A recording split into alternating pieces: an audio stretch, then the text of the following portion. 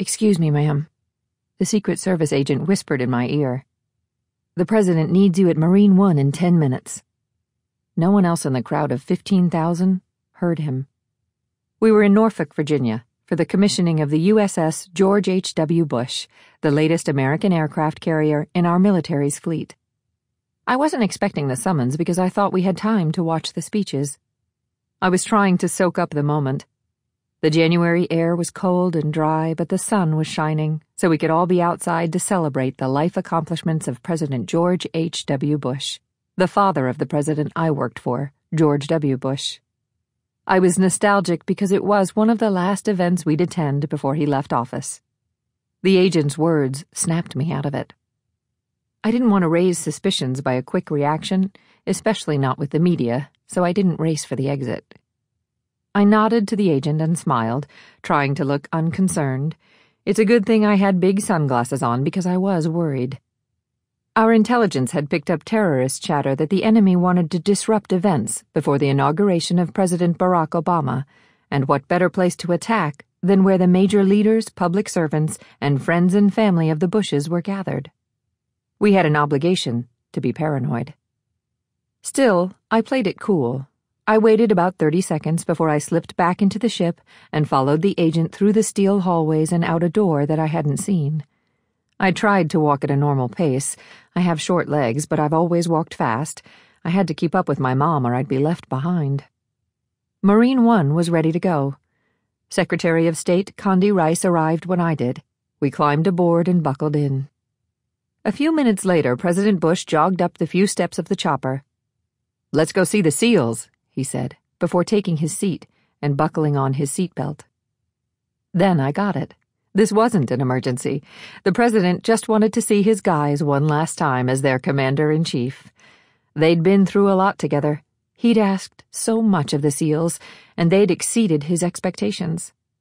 Few people knew he was coming to visit, and it was closed to the press. This would be their last moment alone together.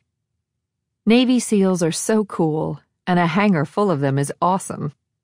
Our staff snuck into the building from a side door and made our way to the back of the crowd as the president got ready to take the stage.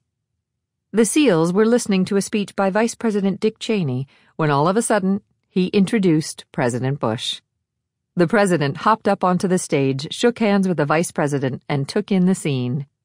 The SEALs hooted and hollered with patriotism and appreciation. The president addressed the crowd, the East Coast SEALs including DevGru, aka SEAL Team 6.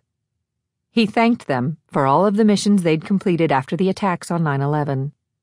He spoke without notes and from the heart. He finished with, "God bless you, and may God continue to bless America." And they cheered for a long time, ignoring his pleas to stop. That was an order they didn't have to obey. The president had tears in his eyes, and so did I. After his speech, President Bush shook hands with every one of them and posed for pictures they could send to their families and friends. All of the young men had really long beards, so it wasn't hard to figure out where in the world they were about to be deployed, and it wasn't Indiana. The jackets and ties they were wearing for the president's visit would soon be switched out for their combat uniforms. It's very humbling to be around Navy SEALs. Their courage and bravery surpasses anything I'd ever thought of doing. They're remarkably unselfish, honorable, strong, and courageous. They made me feel safe. I loved watching their interaction with President Bush. There's nothing like the bond that can develop between a commander-in-chief and his troops. That day, as the president was about to turn over his command to President-elect Obama, the SEALs were giving President Bush as much gratitude and encouragement as he was trying to give to them. I faded into the background, but 2 SEALs came over to me and said, "Pardon us, ma'am, but are you the press secretary?" I was honored. They even recognized me. I stuck out my hand to introduce myself and thanked them for serving, and they asked if they could get their picture taken with me. As one of their guys got his camera phone ready, I tried making some small talk. I asked the first guy, "So what was it that made you want to become a Navy SEAL? Chance for adventure? Family tradition? Physical challenge? Desire to see the world?" "Oh, no, ma'am. Chicks dig it," he said.